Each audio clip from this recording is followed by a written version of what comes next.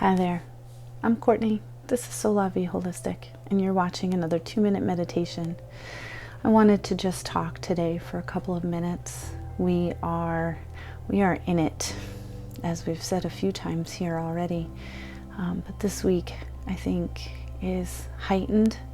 We are seeing reports of COVID numbers going back up.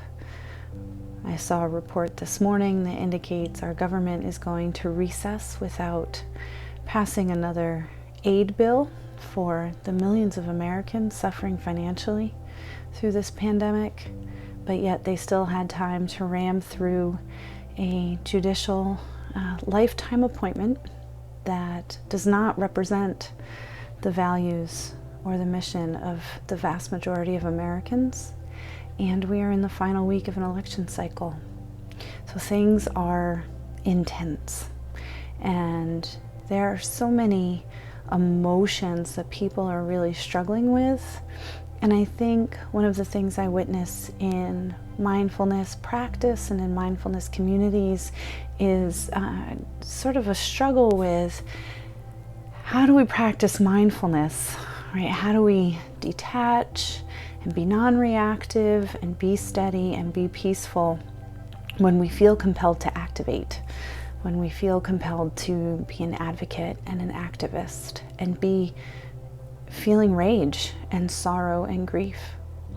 And what I've come to understand is that those things do not need to be separate, but that it's really about being able to harness those feelings so that you can use them effectively.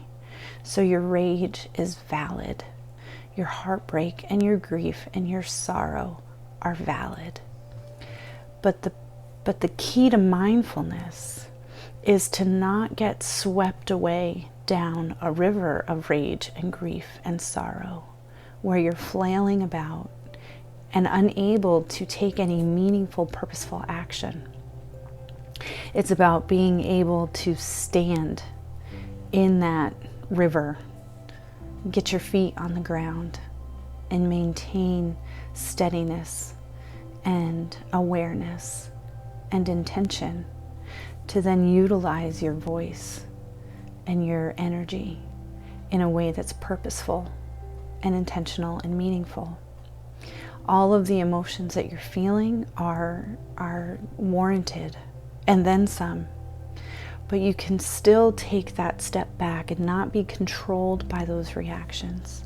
To be able to take that moment where something is presented to you, some new news bite of just the what the fuckery that is our current society, and your reaction, right? So remember what we've talked about before. There's the stimulus and the reaction. Use your mindfulness to broaden that moment in between those two things, so that the steps forward you take are going to be strong and intentional and purposeful. Also, loving kindness, it's curative, and remember that you're not alone. Thanks for being with me. Good luck this week and the weeks moving beyond that. I'll see you next time.